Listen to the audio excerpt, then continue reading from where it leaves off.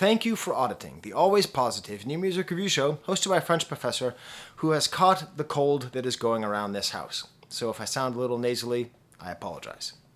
I'm excited to be reviewing the new album by Yves Tumor, Praise a Lord Who Chews But Which Does Not Consume, parentheses, or simply Hot Between Worlds, because I really liked his last album and I really like this new album. I should briefly mention, he uses both gender-neutral and masculine pronouns, so for the sake of consistency, I'm just going to be using masculine pronouns here.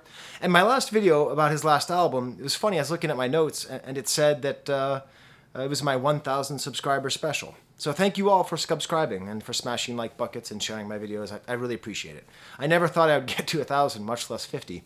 So, hey, let's push it to 100. Let's get me a plaque so my kids are finally proud of me. And you know, I got all these subscribers, despite the fact sometimes I do things that are silly and perhaps anti-intellectual, despite the fact my brand is very sort of snooty. I have two different framing devices for this review. I do at least one framing device for each review, the second of which is based on the philosopher of the Roman Empire, Plotinus, the founder of Neoplatonism.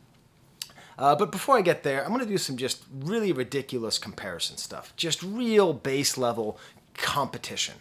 Because before we get to the deeper meaning of this album, we have to take a step back and put this album into the context of the music that has been made over the last couple years. So, when we're thinking about producers, okay? Heaven to a Tortured Mind, which you see displayed out behind me, was mostly produced by someone named Justin Raisin. Raisin? I don't know how you say his name.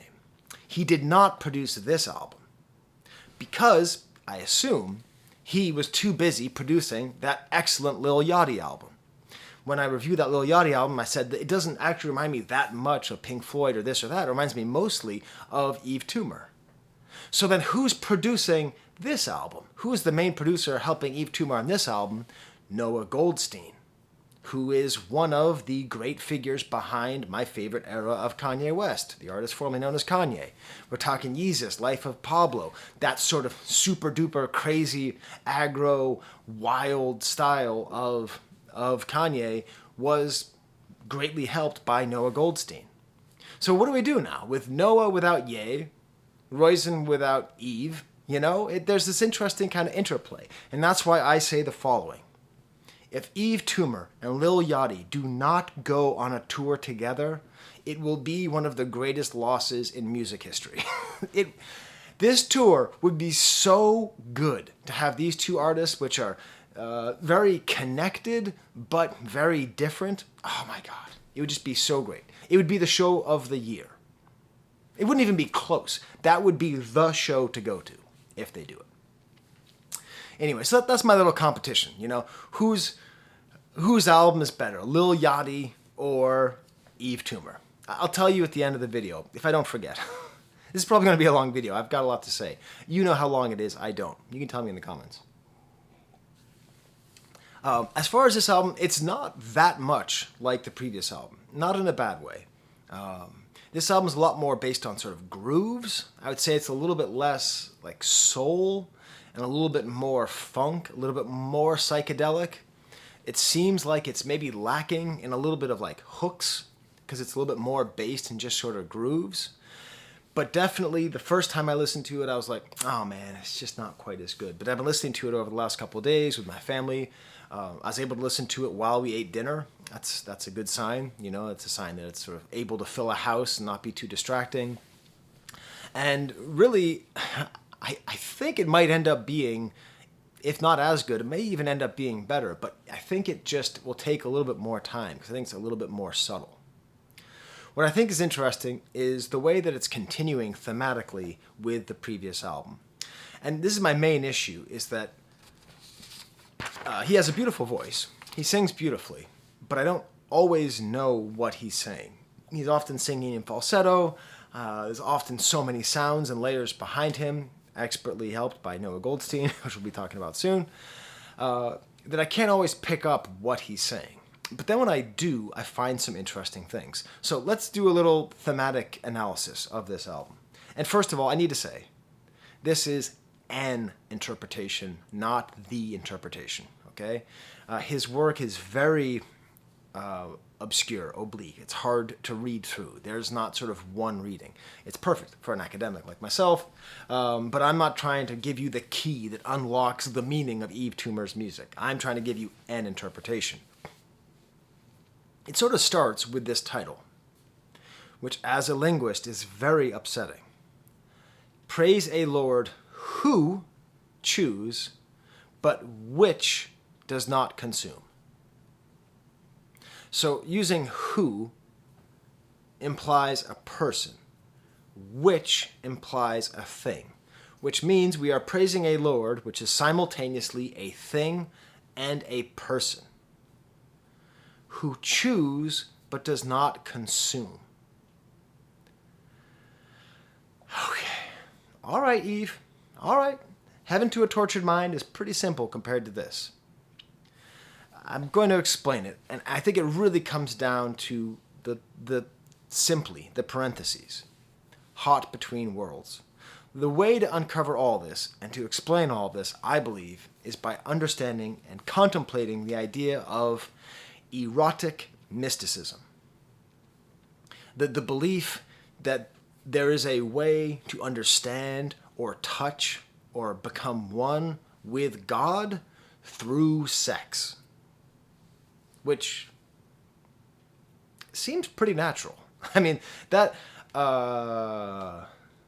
if you're doing it right, like, that seems like a very natural connection to make. It's sort of bizarre that our entire worldview, based on human beings' affinity for the sex act, hasn't completely just steered its way towards only erotic mysticism.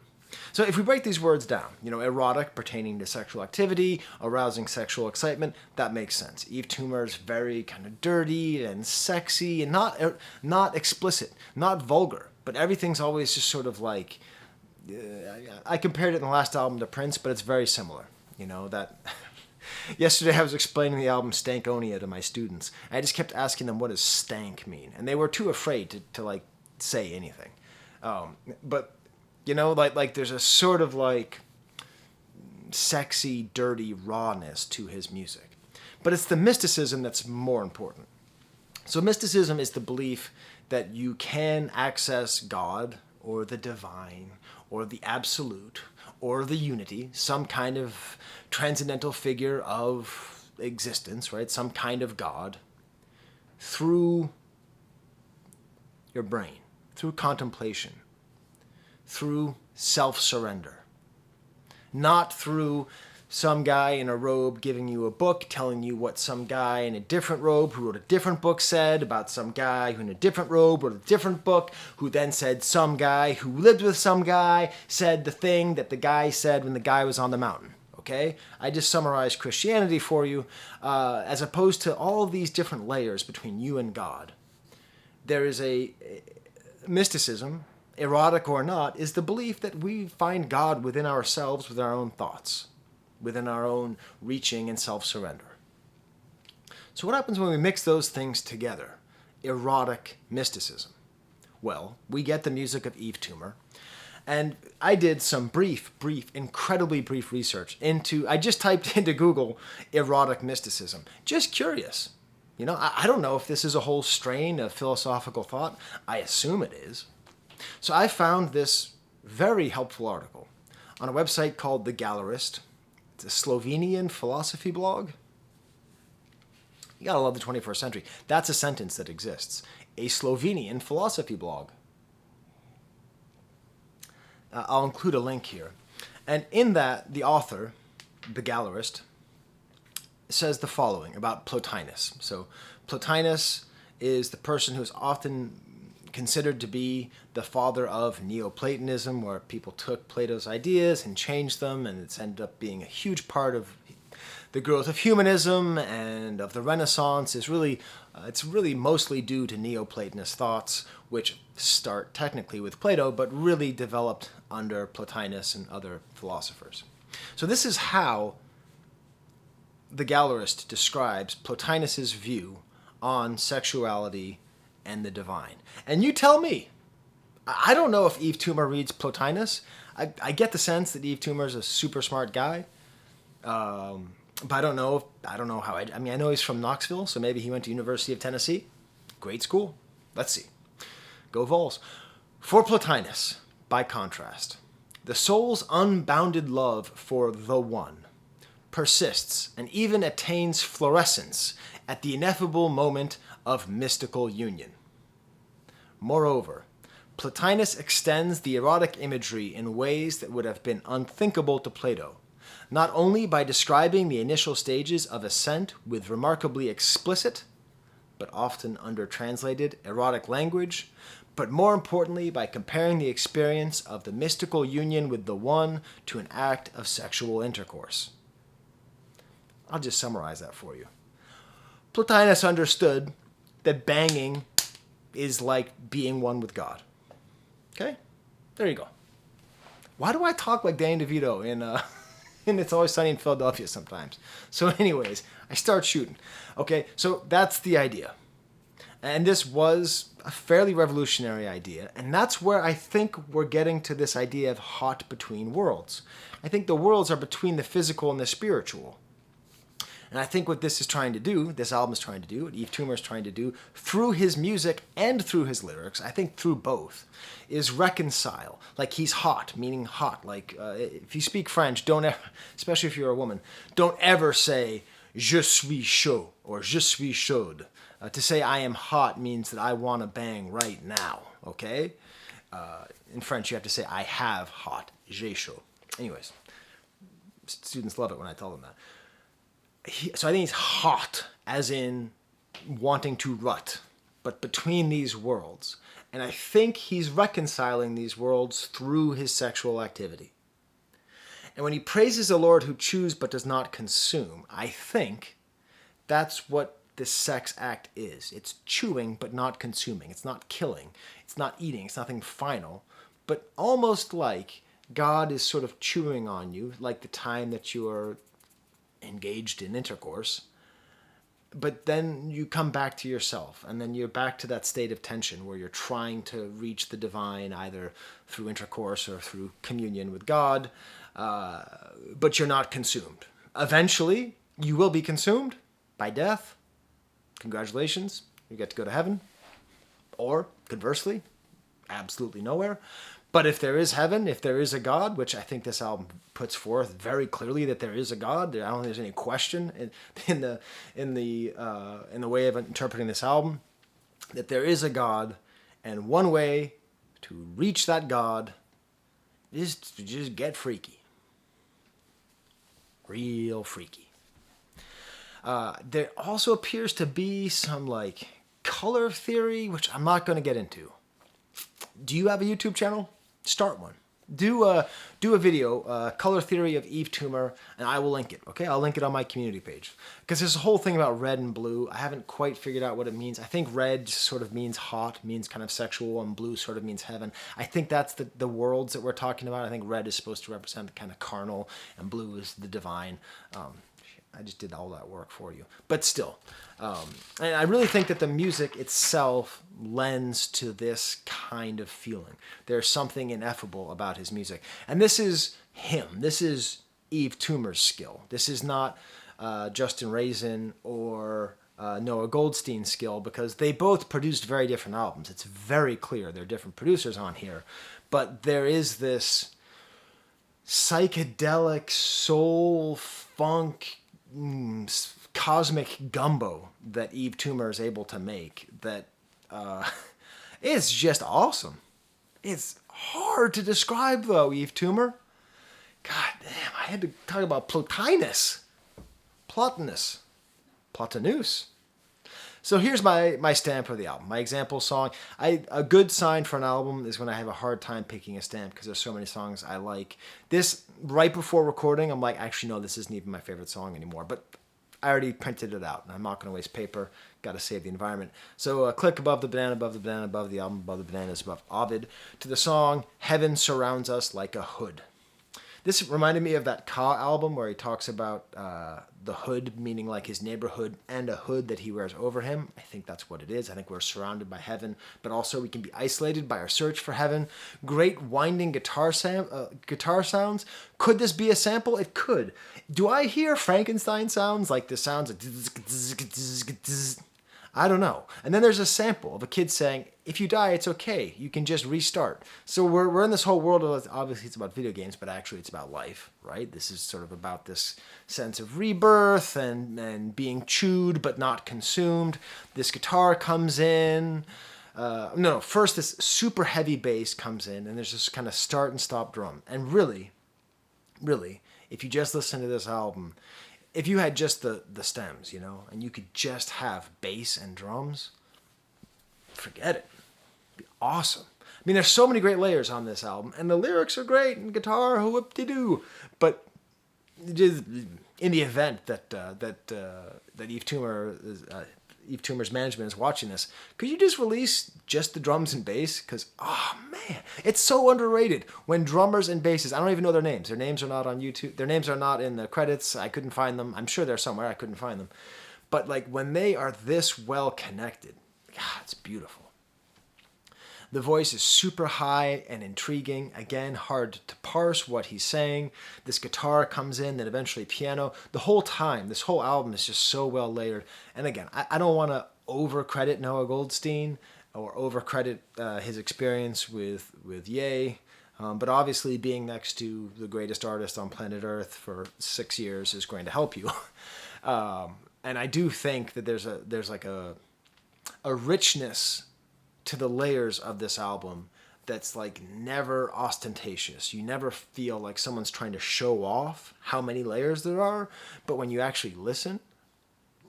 Also, I realized that, and this is because on a different song, a member of the Drain Gang appears.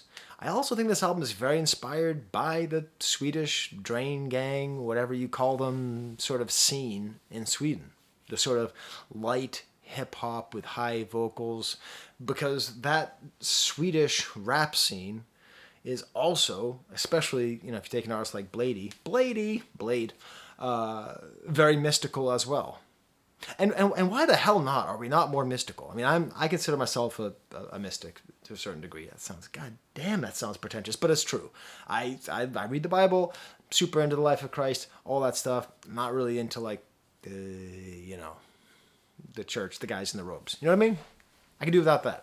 But like the search for meaning, the search is especially important in the world that we live in that's so fast and going so quickly, and very often we're encouraged to have a void at the center of our search for meaning. Like we're encouraged by society to not actually be on a search for meaning, because the search for meaning can be replaced by a desire to buy a car or a desire to buy a vacuum cleaner, The consumer desire has replaced our spiritual desire. Jesus Christ, I am so preachy today. What's going on with me? I'll blame it on my cold. The consumers replaced the Jesus. Have you heard these woke comedians? Okay, sorry. I hate TikTok. I don't know. I ended up somehow, they just keep showing me Ricky Gervais comedy. It's like, I don't think he's funny anymore. Skip. What I like about this too is this is also produced by Simon, and Simon's someone who's produced with FKA Twigs and the criminally underrated Dua Salah. So another sort of, I believe Simon is British, so just another very good producer working together here. This song is a little bit more modular. In general, most of the songs, the differentiation between the parts is very subtle because it's all based on a sort of continuous groove. This song is maybe a little bit atypical with that. There's just like there's this little bit with these like strained acoustic guitars in the back and some like gasping choral sounds. And then we just have this young, it sounds like a boy saying, I love the color blue because it's in the sky and that's where God is. Oh, you think I didn't pick this shirt on purpose? This is my God blue shirt. This shirt is the color of God. Smash the like bucket if you agree. Odd choral sounds. The whole way through, these kind of interesting, absurdist, funny, difficult lyrics. I met a boy with no head, told me his secrets. I looked into his eyes, he was so pure at heart. Just so much like searching and finding. The second half, like this little guitar line, you can't even really tell when you're first listening, but the second half is totally different than the first half, because now there's this little descending guitar line that takes over the melody, and it just gets more and more epic. And I swear to God, before I heard Frankenstein sounds, now I hear the sounds of a subway train, like the brakes, the screechy, when you're in New York, the brakes. And there's like a little jam at the end. This drummer's working so hard, just these gorgeous guitars and layers and grooves and funk. Awesome. Okay, I'm not going to go through the rest of the album. A little bit quicker, a little bit slower, depending on things. We're going to start off with the song, God is a Circle. Okay, well, we start off with the declaration of what God is a circle. Is it possible to read that as like an unending thing that you cannot really describe? Yes. A circle is a mystical figure, is imperfect. You need pi to describe it, all sorts of weird, irregular, imperfect numbers. Yeah. It's also that circle. Which circle are you picturing? It doesn't really matter with Yves Tumor. That can be any of the circles. Where this goes can be any of the circles. I think God is both those things in this album. Am I going to get demonetized for doing that? Am I making you uncomfortable? Oh, Jesus, I can't use that for my thumbnail. I think I will. So like it starts off with like the screaming and the sighing and bass heavy madness. I thought this whole album was just going to be totally Yeezus-y based on this first song, because this song reminds me so much of I Am a God, this sort of in the background, there's this great groove, but there's like the breathing is like a part of the groove. It's so cool, and there's all these layers and these high notes in the guitar. This whole album is just a lot less glam than the previous one, a lot more kind of dirty and groovy. And I like this song because it's like he's talking in the beginning about how he doesn't know himself. And that really this search for the divine is always a search for self. I hate to tell you, religious people, I wish it were more, but usually it's not. Usually it's just trying to figure yourself out, because what the hell else do you know in this universe? Sometimes it feels like these places in my mind that I can't go. There's people in my life I still don't know, wandering around. I feel like a ghost in a well. So here the circle is him being a ghost in a well. So he's going around in a circle, so he's dead, and he's a ghost in a well. So the God is the circle of trying to find yourself and not succeeding. I am about to get a headache, smell toast, and pass out because this is so complicated. And then he makes it ridiculously personal. Everything around us feels unclean. My mama said that God sees everything, and my daddy always taught me to say, yes, ma'am, no, sir, and yes, please. So maybe this is a little bit about this conflict that we have between, I would argue, as I just did, our natural inclination to see the erotic as the divine, fighting against the puritanical impulses of religion to tell us that the erotic is bad, actually, and really, this is just not that. That's not the point. That's not God. Get out of here, So I think this sort of the mother saying unclean, unclean is a thing that people are often told about sex and religion, and then the father imposing society's laws on him, and he just doesn't know who he is. And there's multiple layers of guitars and voices.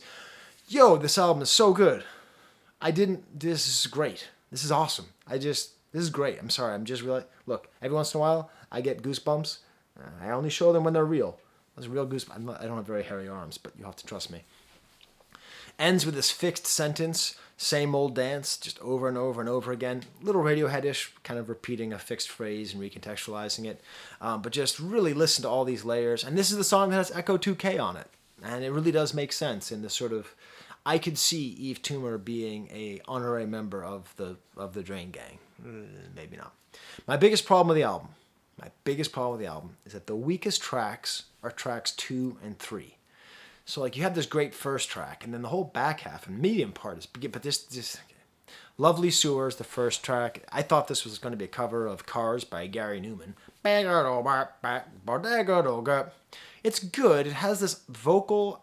Is this Yves Tumor singing? I don't think it is. I think it's a female vocalist. But who knows how much range Yves Tumor has. And it's cool, kind of pounding bass, and you can't start a war just for the feeling. Lovely sewer, tragedy free. I mean, I do like the idea of a lovely sewer. That implies, if we think about humanism, one way to understand humanism is to sort of revel in the apparent, sort of destroy the divisions between the sacred and the profane, right? Francois Rabelais is one of my favorite writers. French Renaissance writer who really emphasized that, that the things that we hold, the hierarchies that we have between the high and the low, really should probably be destroyed, and that you can have a lovely sewer. And there's something very humanist and very true in seeing the beauty in a sewer. True story. When I was in elementary school, I was a lonely little boy, and during recess,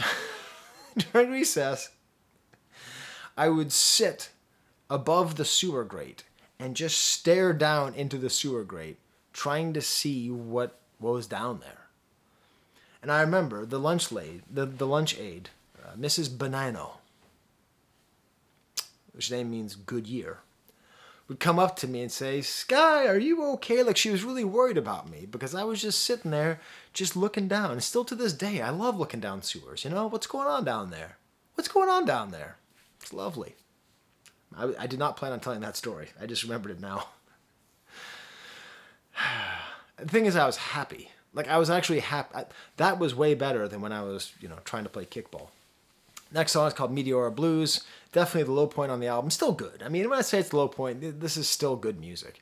But kind of a Wonderwall guitar to start, then the bass comes up and sort of saves things. The drums come in right as the singing starts. It sounds sort of like a sample, but then the guitars get sort of pop punk, real sort of ethereal at the end. Red cherry lips, thought I saw you in my dream. Isn't it sweet? With lips just like red flower petals. Again, this is that sort of red and blue thing. I think this is, the more that you're in the red, maybe the closer you'll get to the blue. Maybe. Maybe that's the theme. This is an interpretation. And even if I'm totally right, I hope I'm never told. Coming up next is an interlude. It's instrumental, and I never noticed that it existed. I thought it was just the end of Meteora Blues. I was shocked to find out there was an interlude. Then we get to the song Parody. This is the most Tame Impala-y song in its groove. It's sort of most neo-psychedelic. It's just a great, simple rock song. It doesn't have quite the complexity or the depth maybe of the other songs, but it's great. I really enjoy this one. Parody of a pop star. You behaved like a monster. Is this all just makeup? Those are the lyrics I read on Genius. I swear to God, he says, you give head like a monster. Now maybe I'm just in the zone of the erotic and I can't get it out of my head. But I think that's a much better lyric than you behaved like a monster. But it doesn't quite fit with the song. So you tell me in the comments, what do you hear? Really high singing, but then there's cool, weird voices at the end. Just this great epicness at the end. Loud and interesting. Then we get to the stamp, Heaven Surrounds Us Like a Hood. Then we get to Operator. Super badass back and forth, like almost sort of New Order style bass. This reminds me the most of Heaven to a Tortured Mind. Hello, is this the Operator? I felt you hesitate. I assume that the Operator represents some kind of divinity, the feeling that we have, like we're just trying to contact somebody and it's like we're unsure, like is this the operator, is this the person who's running existence, like why am I here, what am I doing? Do you even know what an operator is? Wow. So operators are even in my day when I was growing up, operators weren't that important, but you could call somebody on the phone and they would give you somebody's phone number. Or they would connect you with that person. Is that true? Jesus Christ! I mean, that happened. I was alive when that was happening. That's wild. Anyways, that's what an operator was. Is this the operator? I felt trying to get a signal. It's a really kind of like jammy, pulsing song. Some cool kind of echo effects, some feedback, some sort of Prince-style orgasmic sounds. He talks about joining a married couple. Okay, I can't tell. It seems like there's a major theme in this album of being a part of a threesome. Not entirely happily, but I don't know. I'm an old man. What do I know? Keep on saying eyes red in the background. Again, this more sort of red and blue back and forth. Some cool kind of noodly guitars. Really the most Prince in his vocals. But then it ends with a little bit that has this cheerleader chant. Be aggressive. Be aggressive. Hey, be aggressive. Be aggressive. Now, what's funny is when I was in high school, I thought it was be assertive. Be assertive. Be assertive. They both work. But this is interesting because this is a very familiar rhythm. And it's sort of, Yves Tumor has this ability, you know, because of the way he presents himself as this sort of glam, androgynous, pansexual, sex god person searching humans, human searching God kind of guy, that you forget he's just an American, you know, just an American guy who had to go to pep rallies and watch people do, watch cheerleaders, aggressive, be aggressive. So it's funny because then it's sort of like, it's like a plot twist. Because if you actually listen to the song again, listen in the background, that rhythm was there the whole time. Be aggressive. Be aggressive. That's the beat behind everything. I don't know what it has to do with the operator. I don't know what it has to do with this throuple that he's in. Well, when you make the essay about the blue and the red, or you can tell me in the comments, what is the idea behind be aggressive here? Except for maybe it's just sort of love advice. I don't know. I just reread Ovid's Art of Love before making this video. I mean, I didn't reread the whole thing, but it's pretty short. I taught that in a class once in Santa Barbara. And definitely there is a certain element of, you know, sexual liberation being found in a certain kind of aggressiveness, which is obviously complicated by the age of consent. Moving on to the song In Spite of War, cool kind of descending notes on the guitar. There's this hiss of an open hi-hat. This sounds kind of industrial, maybe even a little Nine Inch Nails-ish. But listen, is he trying to drive us crazy? We had the Frankenstein sounds. Do I hear ducks in the background? Is it just me? Did you hear ducks? Kind of sketchy and uncomfortable, this song. Everyone told me you're a creep. Cool kind of bridge, the harmony of the voices. Your beauty blooms in the early day. It makes me feel some type of way. The absence of our isolation will tear our fears away. Fascinating lyrics here. The absence of our isolation will tear our fears away. So it's cool because it's absence of isolation. So it's togetherness, but he's talking about the lack of a lack. He's describing a plus by saying the minus of a minus, right? Isolation is the thing you shouldn't have. You should be staring at a sewer grate when you're 8 years old. You should be communing with your friends, like Andrew, who's now, I think, a professor of mathematics at Stanford. He's always too smart for me. Find friends, or find a lover. In the case of this album, the absence of our isolation will tear our fears away. That fears come in isolation. Also, poetically, tear our fears away is interesting because tear and fear don't rhyme, but they should because tear and fear rhyme. So I don't know if that's on purpose. Next song's called Echolalia. Echolalia. Echolalia. Echo. That's not how it goes. Beautiful song. Apparently this is a psychiatric term. Meaningless repetitions of words just spoken by another person occurring as a symptom of mental conditions. Oh no. I get Echolalia all the time. If I'm ever like in a meeting where I have to hear someone talk, if I'm at my school and like my provost or my school president is giving a speech, I'll just kind of go off. Like they'll just say, like, it's important for our community. And just sort of in my mind, I don't say it out loud. Community, community, community. It's interesting, an interesting thing. I didn't know there was a word for this, but I definitely do this a fair amount. Like I hear people speak and then I get kind of fascinated by their words. This is the hardest groove on an album filled with hard grooves. Starts off with some bass, some sexy, superb drumming, and yes, superb tambourine work. Tambourines, very hard to use well. I want the drummer. I hope the drummer sees this video. If you know the drummer, tell the drummer, on Yves Tumor's new album to come to 34 minutes and 20 seconds and tell him or her, hey, you used tambourine right. You used tambourine in an interesting way. You did what very few drummers can do. Not even John Bonham was able to use tambourines as well as are used right here. This is maybe the most on the nose for the whole kind of mystic eroticism. Looked up to God, she looks so good, want you to knock it off, you look so good, can we take a day off? Treat me like a doll, put me in a house with a dog and a shiny car, we can play the part. Sort of searching for connection. The chorus is a sort of continuation of the groove. It's not super delineated. I think this is actually my favorite song. No, it's not. It's my second favorite song. Sort of questioning how he's thinking, and there's even one point with disco claps. And we get this weird point where it's like a French accent of someone saying, maybe it's something you need and you want, but if you think it's love, it's not love. I don't know what this is in reference to. Maybe it's in reference to the love that's represented by this idea to play house, or the love that is felt in the sex act. Either way, it's not love. Next song is my actual favorite song, Fear Evil Like Fire. What I like about this is it's sort of got this kind of simplistic feeling. Again, a little bit sort of in the New Order feel. I've been comparing a lot of music to New Order lately, but I think their music is super important. But it's got this really great, way too busy drum line.